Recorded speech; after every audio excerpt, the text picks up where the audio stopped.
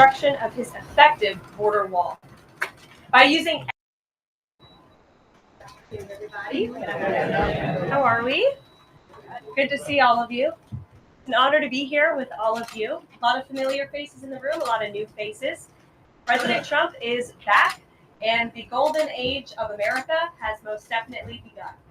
The Senate has already confirmed 5 of President Trump's exceptional cabinet nominees: Secretary of State Marco Rubio, Defense Secretary Pete Hegseth, CIA Director John Ratcliffe, Homeland Security Secretary Kristi Noem, and Treasury Secretary Scott Bessent.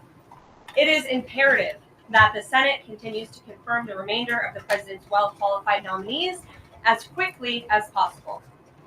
As you have seen during the past week, President Trump is hard at work fulfilling the promises that he made to the American people on the campaign trail. Since taking the oath of office, President Trump has taken more than 300 executive actions, secured nearly $1 trillion in U.S. investments, deported illegal alien rapists, gang members, and suspected terrorists from our homeland, and restored common sense to the federal government. I want to take a moment to go through some of these extraordinary actions.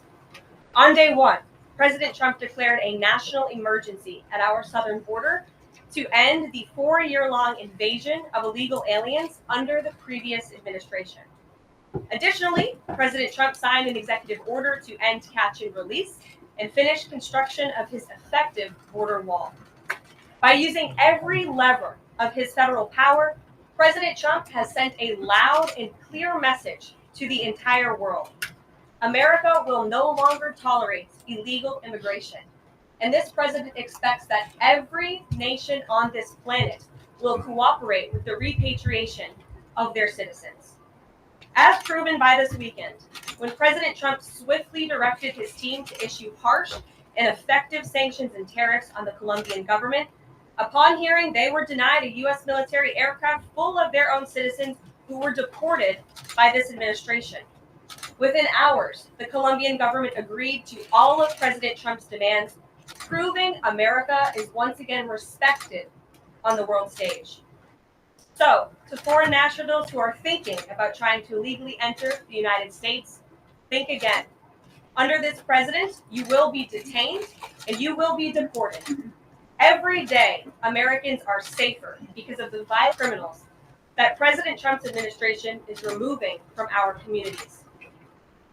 On January 23rd, ICE New York arrested a Turkish national for entry without inspection who is a known or suspected terrorist. On January 23rd, ICE San Francisco arrested a citizen of Mexico unlawfully present in the United States who has been convicted of continuous sexual abuse of a child aged 14 years or younger. ICE St. Paul has arrested a citizen of Honduras who was convicted of 4th-degree criminal sexual conduct with a minor. ICE Buffalo arrested a citizen of Ecuador who has been convicted of rape. ICE Boston arrested a citizen of the Dominican Republic who has a criminal conviction for 2nd-degree murder. This criminal was convicted of murder for beating his pregnant wife to death in front of her 5-year-old son. And ICE St. Paul also arrested a citizen of Mexico who was convicted of possessing pornographic material of a minor on a work computer. These are the heinous individuals that this administration is removing from American communities every single day, and to the brave state and local law enforcement officers, CBP, and ICE agents who are helping in the facilitation of this deportation operation, President Trump has your back, and he is grateful for your hard work. On the economic front, President Trump took immediate action to lower costs for families who are suffering from 4 long years of the Biden administration's destructive and inflationary policies. President Trump ordered the heads of all executive departments and agencies to help deliver emergency price relief to the American people, untangle our economy from Biden's regulatory constraints, and end the reckless war on American energy. President Trump also signed sweeping executive orders to end the weaponization of government and restore common sense to the federal bureaucracy. He directed all federal agencies to terminate illegal diversity, equity, and inclusion programs to help return America to a merit-based society. President Trump also signed an executive order declaring it is now the policy of the federal government that there are only two sexes, male and female. Sanity has been restored. Before I take your questions, I would like to point out to all of you once again have access to the most transparent and accessible president in American history. There has never been a president who communicates with the American people and the American press corps as openly and authentically as the 45th and now 47th president of the United States. This past week, President Trump has held multiple news conferences, gaggled on Air Force One multiple times, and sat down for a two-part interview on Fox News, which aired last week. As Politico summed it up best, Trump is everywhere again. And that's because President Trump has a great story to tell about the legendary American revival that is well underway. And in keeping with this revolutionary media approach that President Trump deployed during the campaign, the Trump White House will speak to all media outlets and personalities, not just the legacy media who are seated in this room. Because according to recent polling from Gallup, Americans' trust in mass media has fallen to a record low. Millions of Americans, especially young people, have turned from traditional television outlets and newspapers to consume their news from podcasts, blogs, social media, and other independent outlets. It's essential to our team that we share President Trump's message everywhere and adapt this White House to the new media landscape in 2025. To do this, I'm excited to announce the following changes will be made to this historic James S. Brady briefing room, where Mr. Brady's legacy will endure. This White House believes strongly in the First Amendment, so it's why our team will work diligently to restore the press passes of the 440 journalists whose passes were wrongly revoked by the previous administration. We're also opening up this briefing room to new media voices who produce news-related content and whose outlet is not already represented by one of the seats in this room. We welcome independent journalists, podcasters, social media influencers, and content creators to apply for credentials to cover this White House. And you can apply now on our new website, whitehouse.gov/new media. Starting today, this seat in the front of the room, which is usually occupied by the press secretary's staff, will be called the new media seat. My team will review the applications and give credentials to new media applicants who meet our criteria and pass United States Secret Service requirements to enter the White House complex.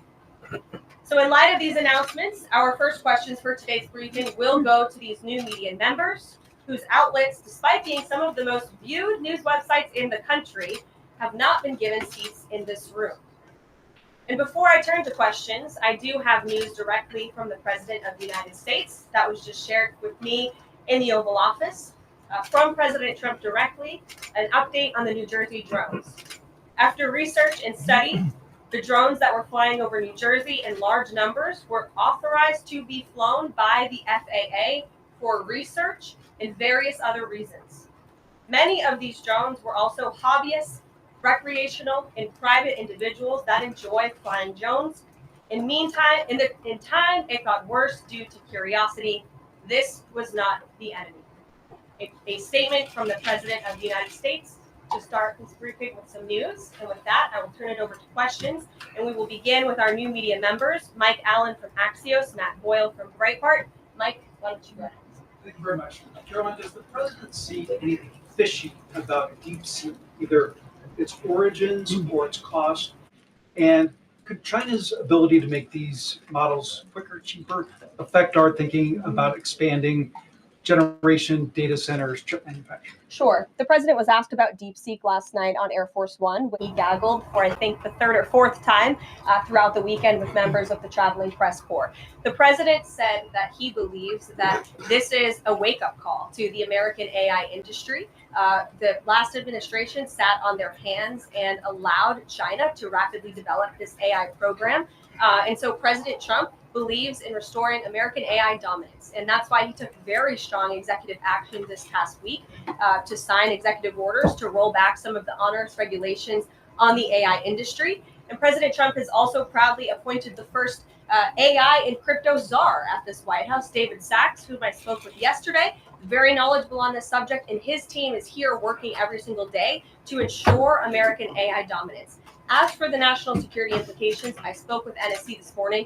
They are looking into what those may be, and when I have an update, I will share it. Carolyn, you say restore U.S. dominance. Is there a fear that the U.S. either is fallen or has fallen behind? And how would the president make sure the U.S. stays ahead? No, the president is confident that we will restore American dominance in AI. No. So, Caroline, first off, thank you to you and President Trump for actually giving voices to new media outlets that represent millions and millions of Americans. The thing I would add, I've got a two-part question for you. The first is just can you expand upon what steps the White House is going to take to bring more voices, not less, which is what our founder, Andrew Breitbart, believed in, into this room where they rightfully belong? Yeah.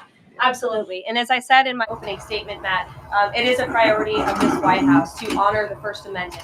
And it is a fact that Americans are consuming their news media from various different platforms, especially young people. And as the youngest press secretary in history, thanks to President Trump, I take great pride in opening up this room to new media voices to share the president's message with as many Americans as possible. In doing so, number one, we will ensure that outlets like yours, Axios and Breitbart, which are widely respected and viewed outlets, have an actual seat in this room every day. We also, again, encourage anybody in this country, whether you are a TikTok content creator, a blogger, a podcaster, if you are producing legitimate news content, no matter the medium, you will be allowed to apply for press credentials to this White House. And as I said earlier, our new media website is whitehouse.gov/new media. And so we encourage people to apply. Again, as long as you are creating news-related content of the day and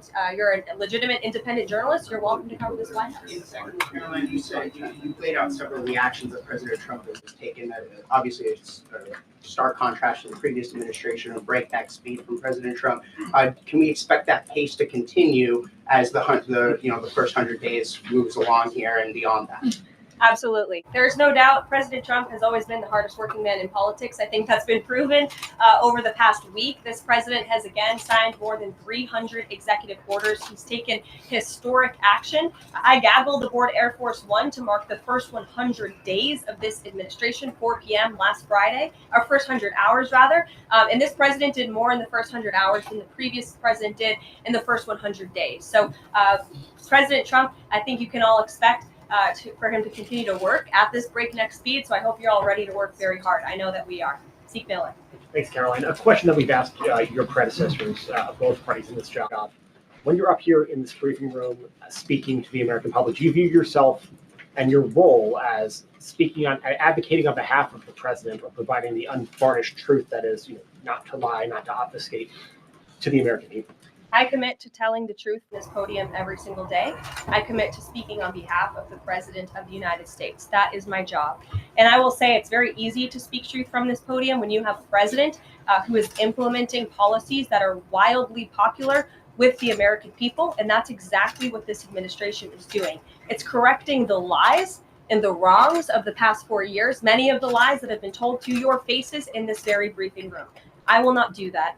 But since you brought up truth, Zeke, I would like to point out, while I vowed to provide the truth from this podium, we ask that all of you in this room hold yourselves to that same standard. We know for a fact there have been lies that have been pushed by many legacy media outlets in this country about this president, about his family, and we will not accept that. We will call you out when we feel that your reporting is wrong or there is misinformation about this White House. So yes, I will hold myself to the truth, and I expect everyone in this room to do the same. And Caroline, just on a substantive question, yesterday, the White House Office of Management and Budget directed across the board freeze, with some exceptions for individual assistance, we understand, to federal grants. It's caused a lot of confusion around the country among Head Start providers, among providers services to homeless veterans, Medicaid providers, states saying they're having trouble accessing the portal.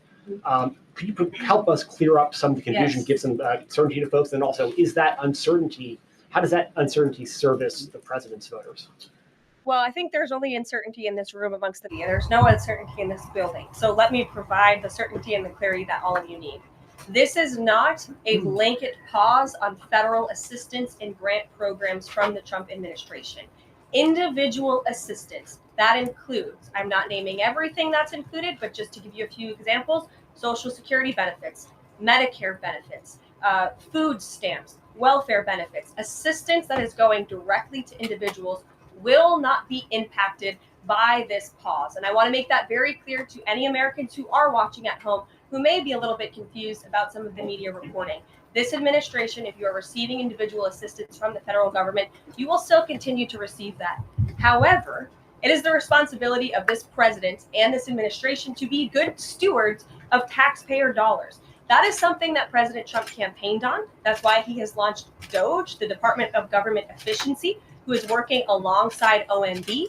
And that's why OMB sent out this memo last night, because the president signed an executive order directing OMB to do just this. And the reason for this is to ensure that every penny that is going out the door is not conflicting with the executive orders and actions that this president has taken.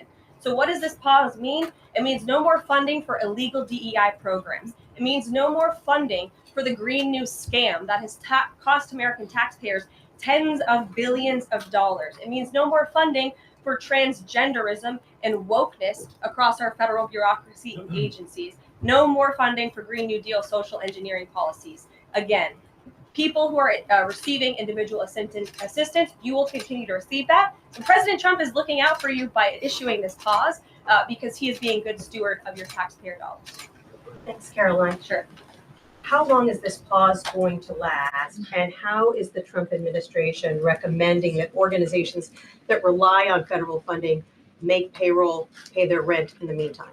It is a temporary pause, and the Office of Management and Budget is reviewing the federal funding that has been going out the door. Again, not for individual assistance, but for all of these other programs that I mentioned. I also spoke with the incoming director of OMB this morning, and he told me to tell all of you that the line to his office is open for other federal government agencies across the board. And if they feel that programs are necessary and in line with the president's agenda, then the Office of Management and Budget will review those policies. I think this is a very responsible measure. Again, past 4 years, we've seen the Biden administration spend money like drunken sailors. It's a big reason we've had an inflation crisis in this country.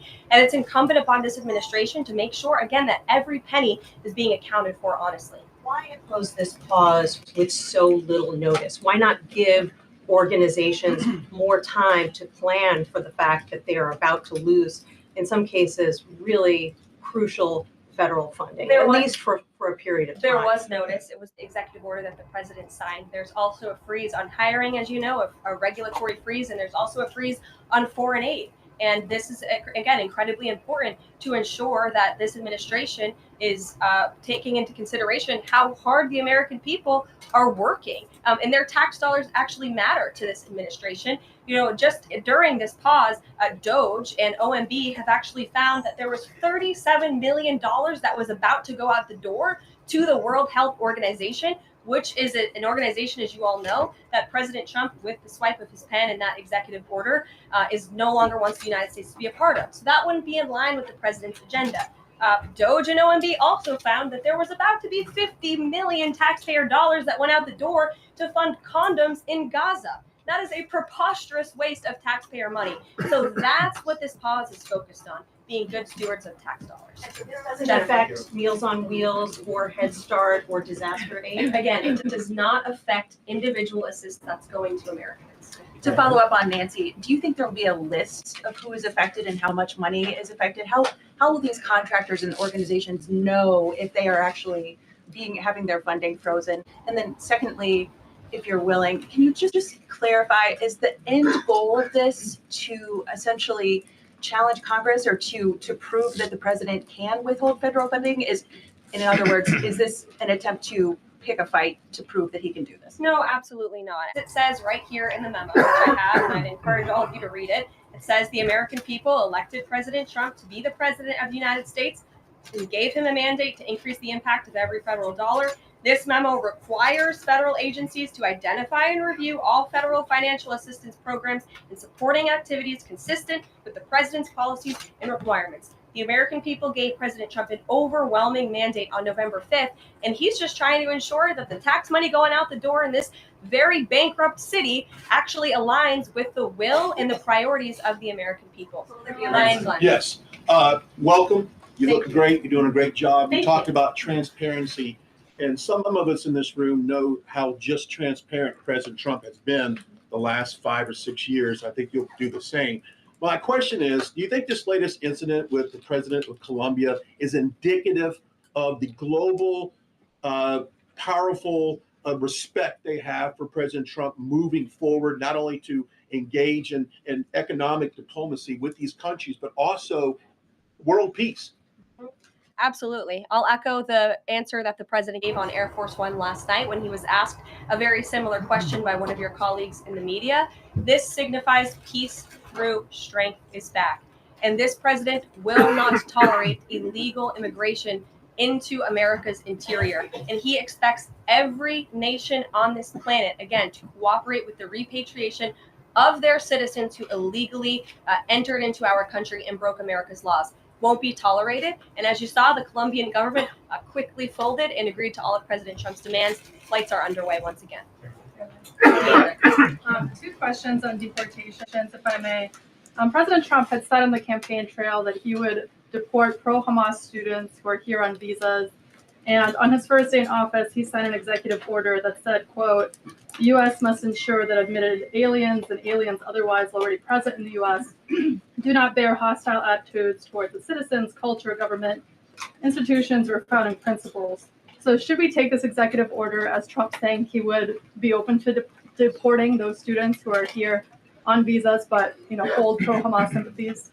The president is open to deporting individuals who have broken our nation's immigration laws. So if they are here illegally, then certainly he is open to deporting them. And that's what this administration is hard at work at doing. We receive data from DHS and from ICE every single day. From what we hear on the ground, ICE agents are feeling incredibly empowered right now because they actually have a leader in this building who is supporting them in doing their jobs that they were hired to do, which is to detain, arrest, and deport illegal criminals who have invaded our nation's borders over the past 4 years. That's what the president is committed to seeing. Peter. Just following up on that, Very Carolyn. quickly, just following up on the question on immigration first. President Trump, during the course of the campaign in 2024, said the following about illegal immigration. He said, they're going back home where they belong, and we start with the criminals. There are many, many criminals. NBC News has learned that ICE arrested 1,179 undocumented immigrants on Sunday, but nearly half of them, 566 of the migrants, appear to have no prior criminal record besides entering the country illegally. Is the president still focused exclusively, which is a civil crime, it's not criminal? It's a federal crime. So I'm asking though, he said he was going to focus on those violent offenders first. So is violent offenders no longer the predicate for these people to be deported? The president has said countless times on the campaign trail, I've been with him at the rallies, I know you've been there covering them too, Peter, that he is focused on launching the largest mass deportation operation in American history of illegal criminals. And if you are an individual, a foreign national, who illegally enters the United States of America, you are, by definition, a criminal. And so therefore, you are subject to deportation. I apologize for interrupting. So to be clear, it's not violent criminals do not receive precedence in terms of the deportations taking The place. president has also said two things can be true at the same time. We want to deport illegal criminals, illegal immigrants from this country, but the president has said that, of course, the illegal criminal drug dealers, the rapists, the murderers, the individuals who have committed heinous acts on the interior of our country and who have terrorized law-abiding American citizens, absolutely, those should be the priority of ICE, but that doesn't mean that the other illegal criminals who entered our nation's borders are off the table. Understood. Then let me ask you a separate question about the confusion that still exists across the country right now as it relates to the freeze or the pause as it's described. President Trump, of course, ran one of the key policy items was that he was going to lower prices, lower the cost of everything from groceries, as he often said. But in many of the cases, it would seem that some of these moves could raise prices for real Americans on everything from low-income heating, that program, childcare programs. Will nothing that the president's doing here in terms of the freeze in these programs raise prices on ordinary Americans? What particular actions are you referring to that I'm would? referring to LHEAP right now. That's the low income heating program, for example. We can talk about, there's no clarity, so I could refer to a lot of them. We don't know what they are specifically. Can you tell us that LHEAP is not one of those affected? So you're asking a hypothetical based on programs that you can't even identify. What I can tell Well, you just to be is that clear, since you guys haven't identified, let's do it together just for Americans at home. Medicaid, is that affected? I gave you a list of examples: Social Security, Medicare, welfare benefits, Medicaid, food stamps that will not be impacted by this federal pause. I can get you the full list after this briefing from the Office of Management and Budget. But I do want to address the cost cutting because that's certainly very important and cutting the cost of living in this country. President Trump has taken historic action over the past week to do that. He actually signed a memorandum to deliver emergency price relief for American families, which took a number of actions. I can walk you through those. He also repealed many onerous Biden administration regulations. We know over the past 4 years, American households has been essentially taxed $55,000 in regulations from the previous administration. President Trump, with the swipe of his pen, rescinded those, which will ultimately put more money back in the pockets of the American people. So deregulation is a big deal. And then when it comes to energy, I mean, the president signed an executive order to declare a national energy emergency here at home, which is going to make America energy dominant. We know that energy is one of the #1 drivers of inflation. And so that's why the president wants to increase our energy supply to bring down costs for Americans. The Trump energy boom is incoming, and Americans can expect that. Thank you. Caroline, I think some of the confusion I think may be here with this pause on federal funding. You've made it clear you're not stopping funds that go directly to individuals, but there certainly are lots of organizations that receive funding and then may pass along a benefit. Meals on Wheels, for one. They provide meals for over 2.2 million seniors. What is the president's message to Americans out there, many of whom supported him and voted for him, who are concerned that this is going to impact them directly, even if, as you said, the funding isn't coming directly to their wallet? I've been asked and answered this question 4 times. To individuals at home who receive direct assistance from the federal government, you will not be impacted by this federal freeze. In fact, OMB just sent out a memo to Capitol Hill with Q&A to clarify some of the questions and the answers that all of you are asking me right now. Again, direct assistance will not be impacted. I've been asked and answered about this OMB memo. There's many other topics of the day. But Jackie in Hyman. indirect assistance, Thank you, Caroline, it's Caroline. going to another organization and then trickling down. Direct assistance that is in hands of the American people will not be impacted. Again, as I said to Peter, we will continue to provide that list as it comes to fruition. But OMB right now is focused on analyzing the federal government's spending, which is exactly what the American people elected President Trump to do. And one question, Thank you, Caroline. Caroline, on And- immigration. Of Thank the you, Caroline. 3,500 arrests ICE has made so far since President Trump came back into office, can you just tell us the numbers? How many have a criminal record versus those who are just in the country illegally? All of them, because they illegally broke our nation's laws and therefore they are criminals as far as this administration goes. I know the last administration didn't see it that way, so it's a big culture shift in our nation to view someone who breaks our immigration laws as a criminal, but that's exactly what they are. You imagine them going from the worst to worst, they all have a criminal record? And welcome to the briefing. If they broke our nation's laws, yes, they are criminal. Yes. Thank you. On stripping security details for figures like John Bolton, Pompeo, Brian Hook, Senator Tom Cotton said that he's seen the intelligence and the threat from Iran is real for anyone who played a role in Soleimani's strike. He voiced concern it wouldn't just impact those individuals, but potentially their family, innocent bystanders, friends, anyone who's near them when they're out in public. Is the president open to reconsidering his decision? The president was asked and answered this yesterday, and he was firm in his decision despite some of the comments that you had referenced. And he's made it very clear that he does not believe American taxpayers should fund security details for individuals who have served in the government for the rest of their lives. And there's nothing stopping these individuals that you mentioned from obtaining private security. That's where the president stands on it. I have no updates on that. Is there any concern that this decision might jeopardize the administration's ability to hire the best advisors for these kinds of positions in the future? No, in fact, I've talked to the presidential personnel office who has told me directly that there is such an influx of resumes for this administration that it's incredibly overwhelming. There is no lack of talent for the Trump administration. And Ron, would he take any responsibility if anything happened to these people? Would he feel at all that his decision was a factor in that? The president was asked to answer this yesterday. I defer you to his Thanks, comments. Caroline. Reagan, since you're in the back row, I hear you, the back row hasn't gotten much attention in the last 4 years, so I'm happy to answer your question. And I can project. Does the president intend to permanently cut off funding to NGOs that are bringing illegal foreign nationals to the country, such as Catholic charities? I am actually quite certain that the president signed an executive order that did just that, and I can point you to that. One more, Caroline. President Trump issued an executive order on increased vetting for refugees and visa applications. Part of that order was considering an outright ban for countries that have deficient screening processes. Has the president considered yet which countries might fall into this category? Are countries like Afghanistan or Syria under consideration for a full ban? Yeah, so the president signed an executive order to streamline the vetting for visa applicants and for illegal immigrants in this country who are coming, of course, from other nations. It also directed the Secretary of State to review the process and make sure that other countries around the world are being completely transparent with our nation and the individuals that they are sending here. And so the Secretary of State has been directed to report back to the president. I haven't seen that report yet. We've only been here for a few days. One on the freeze in federal funding. Who advised the president on the legality of telling government agencies that they don't have to spend money that was already appropriated by Congress? Well, as the OMB memo states, this is certainly within the confines of the law. So White House counsel's office believes that this is within the president's power to do it, and therefore he's doing it. Okay, so they disagree with lawmakers who say that they don't have the power to freeze this funding. Again, I would point you to the language in the memo that clearly states this is within the law.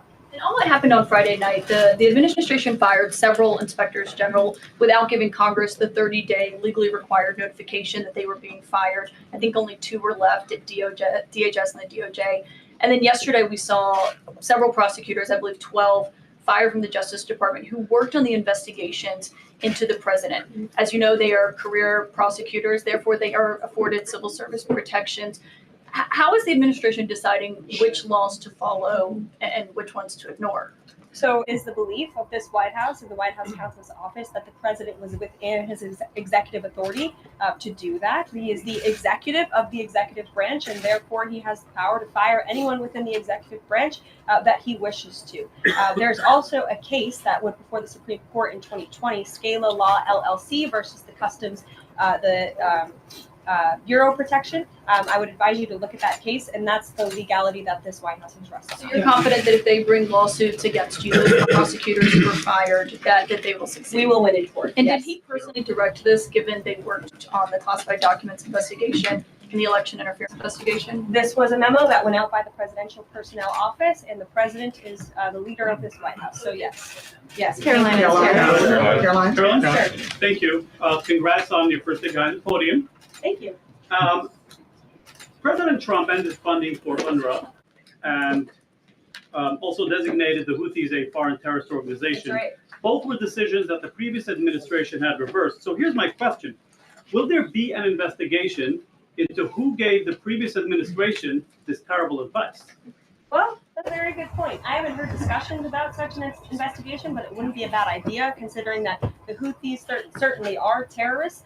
They have launched attacks on U.S. naval ships across this world. And so I think it was a very wise move by this administration to redesignate them as a terrorist group because they are. And I think it was a foolish decision by the previous administration to do so. As for an investigation, I'm not sure about that, but it's not a bad idea. Thank you for the question. I appreciate it. Can you give us an update on the president's plan for his tariff agenda? He spoke a lot about this yesterday, and there's a couple of dates coming up that he's spoken to.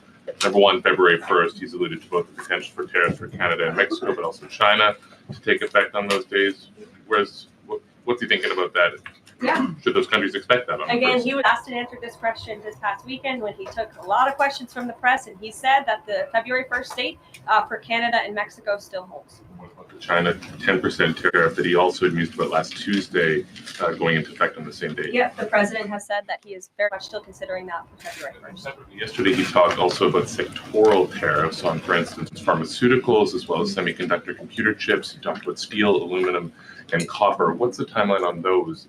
Is that a similar sort of coming days thing? Yeah, so when the president talked about that in his speech yesterday, it actually wasn't a new announcement. That was within a presidential memorandum that he signed in one of the first days here in the White House on his America First trade agenda.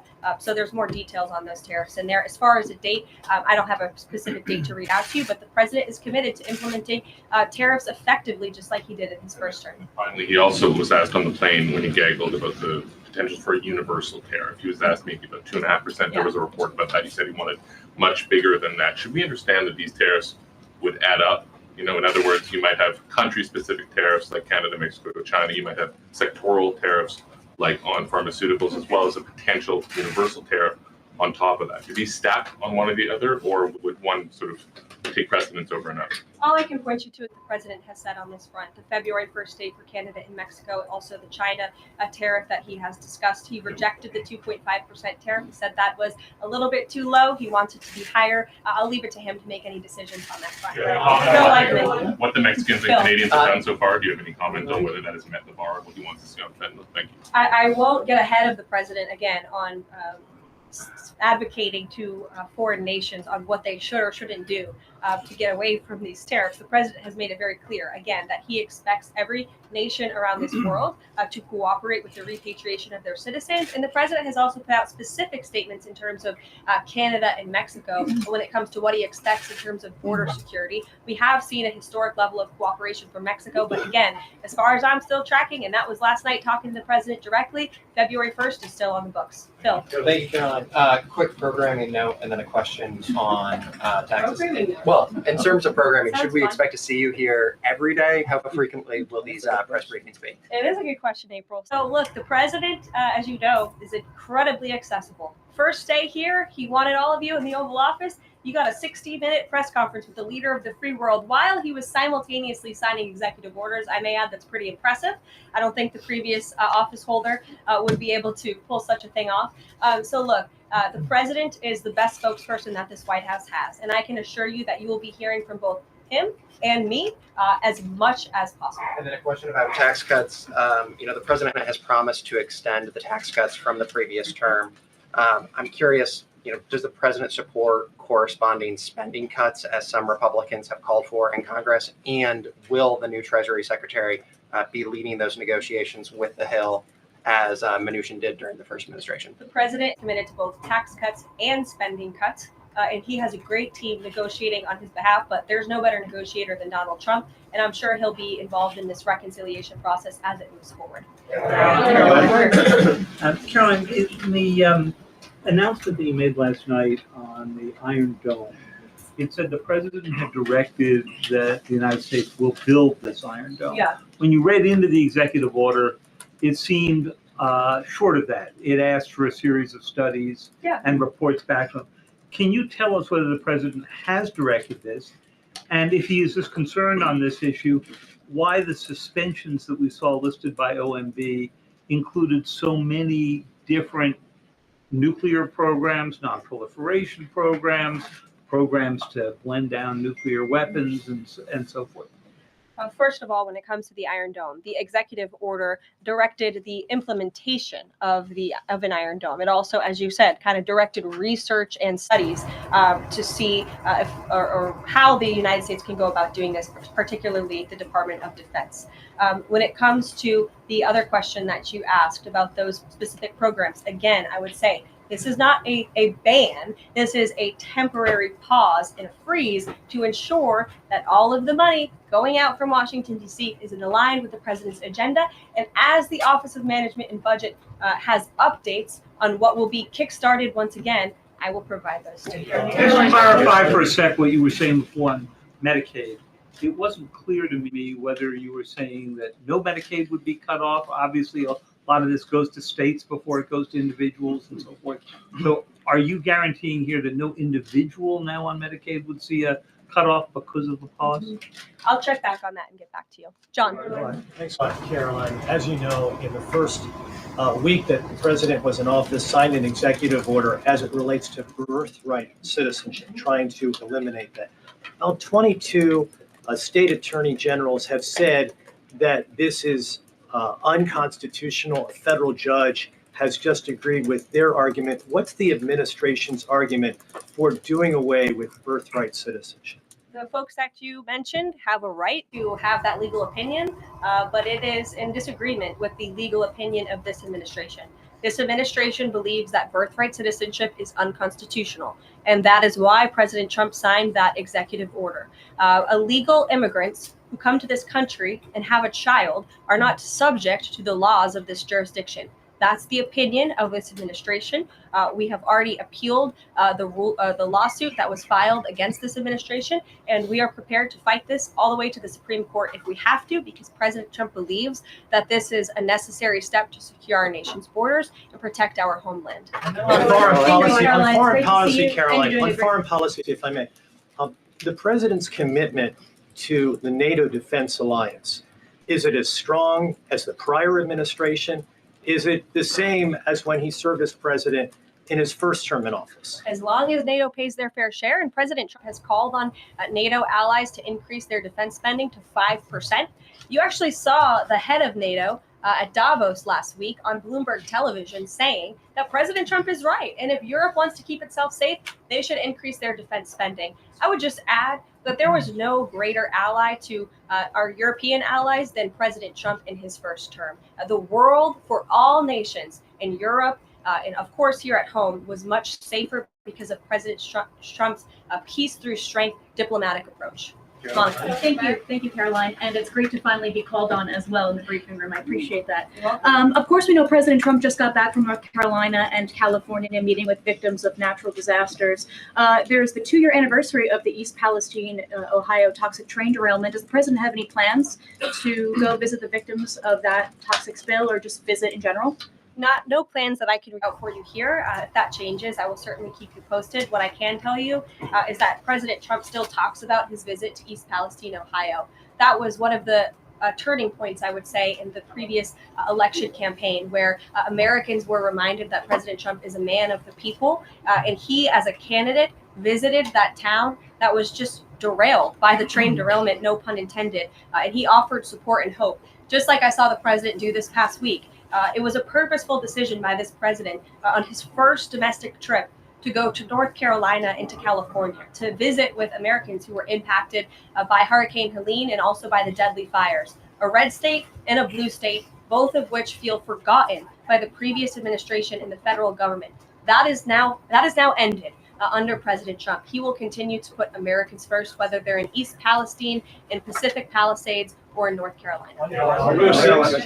Thank you, Caroline. On California, could you please clarify what the military did with the water last night as referenced in the president's Truth Social post? The water has been turned back on in California. And this comes just days after President Trump visited Pacific Palisades. And as you all saw, applied tremendous pressure on state and local officials in Pacific Palisades, including Los Angeles Mayor Karen Bass, to turn on the water and to direct that water to places in the south and in the middle of the state that have been incredibly dry, which has led to the expansion, the rapid expansion of these fires. So could you clarify what the military's role was, where the water came from, and how it got there? Again, the Army Corps of Engineers has been on the ground in California to respond to the devastation from these wildfires. And I would point out that just days after President Trump visited the devastation from these fires, the water was turned on. That is because of the pressure campaign he put on state and local officials there who clearly lack all common sense. And I will never forget being at that roundtable with the president last week and hearing the frustration in the voices of Pacific Palisades residents who feel as though their government has just gone insane. Before President Trump showed up on the scene, Karen Bass was telling private property owners that they would have to wait 18 months to access their private property. So this administration, the president and his team that's on the ground in California, Rick Grinnell, who he has designated to oversee this great crisis, and will continue to put pressure on Karen Bass and state and local officials to allow residents to access their properties. This is a huge part of it. These residents want to take part in their own clearing out of their properties. They should be able to do that. It's the United States of America. What happened to our freedom? Clearly it's gone in California, but not anymore under President Trump. April. Caroline, welcome to the briefing room. Thank you. Several questions. One on the pause. Will minority serving institutions, preferably colleges and universities, have those monies held back temporarily at this moment? Again, I have not seen the entire list because this memo was just sent out. So I will provide you all with updates as we receive them, okay? Also, secondly, when it comes to immigration, there is this southern border focus. What happens to those who've overstayed their visas? That is part of the broken immigration system. In 2023, there was a report by the Biden administration, the Homeland Security Department, that said overstays of visas were 3 times more than usual. Will there be a focus on the overstays for visas as well?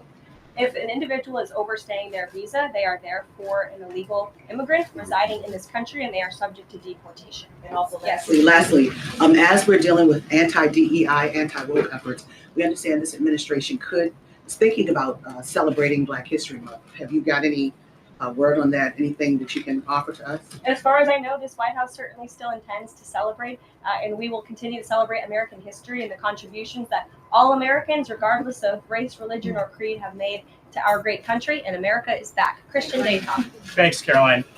Just real quick, you mentioned the inflation executive order the president signed, but egg prices have skyrocketed since President Trump took office. So what specifically is he doing to lower those costs for Americans? Really glad you brought this up because there is a lot of reporting out there that is putting the onus on this White House for the increased cost of eggs. I would like to point out to each and every one of you that in 2024, when Joe Biden was in the Oval Office or upstairs in the residence sleeping, I'm not so sure, egg prices increased 65% in this country. We also have seen the cost of everything, not just eggs. Bacon, groceries, gasoline have increased because of the inflationary policies of the last administration. As far as the egg shortage, what's also contributing to that is that the Biden administration in the Department of Agriculture directed the mass killing of more than 100 million chickens, which has led to a lack of chicken supply in this country, therefore a lack of egg supply, which is leading to the shortage. So I will leave you with this point. This is an example of why it's so incredibly important that the Senate moves swiftly to confirm all of President Trump's nominees, including his nominee for the United States Department of Agriculture, Brooke Rollins, who is already speaking with Kevin Hassett, who is leading the economic team here at the White House, on how we can address the egg shortage in this country. As for costs, I laid out the plethora of ways that President Trump has addressed saving costs for the American people over the past week. He looks forward to continuing doing that in the days ahead. Are Medicaid portals down in all 50 states?